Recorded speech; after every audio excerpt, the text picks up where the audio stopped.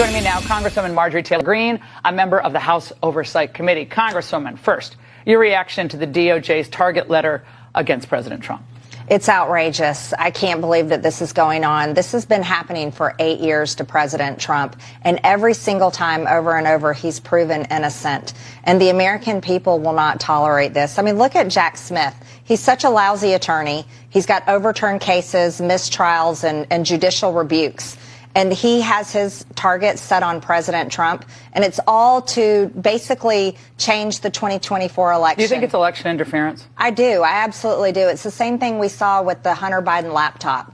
They want to control the narrative in the news, and they believe if they can paint President Trump guilty of some kind of seditious conspiracy, they believe they can convince the American people that they can't elect President Trump and that they have to reelect Joe Biden.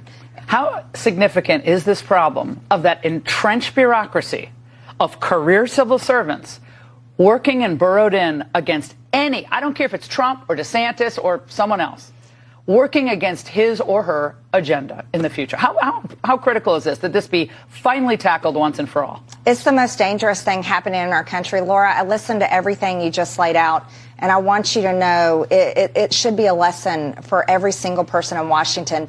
Everything you said is exactly how people in my district feel at home. It's how the American people feel. They don't want the career establishment, Washington, federal employees coming up with the policies and making the decisions on their behalf. They want the people they elect. They elected President Trump, and these career bureaucrats, the unelected bureaucrats, are the ones that stopped his agenda.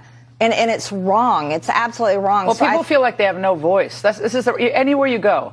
People say it doesn't matter who you elect. You have no voice. No, you actually do have a voice if we actually have a pared down bureaucracy that is what the founders wanted. And they didn't want all this, the cranes everywhere in Washington, right? It's just cranes building out the bureaucracy. All right, here's what the White House said today about our independent justice system. Watch this.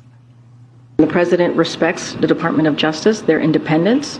He has been very steadfast on making sure that the rule of law comes back in this administration, comes back in the White House, and clearly the administration more broadly, and that's what you have seen. Your reaction, given what we know about the interference in the Hunter Biden's case with what she just said? We haven't seen the rule of law. We've seen our borders ripped wide open. We've seen our tax dollars sent over to another foreign war that people are not invested in. We want peace. We don't want another war. The Biden administration is lawless, actually. We've seen crime increase. We've seen inflation at near 40-year highs. That's just in the Biden household. Exactly, 100%. Let's talk about who the real criminals are. It's the Biden family. How do they get so rich? I'll tell you how. I'm on the Oversight Committee, and our investigation is incredible. We actually have bank records. We have SARS reports that show wire transfers coming in from foreign countries all over directly into LLCs and then paid out to Biden family member after family member. Imagine if that were Don Jr., right? But wire transfers, they'd be like, connect the dots, people. Yeah. Marjorie Taylor Greene, great to see you. Thank you so much. Laura.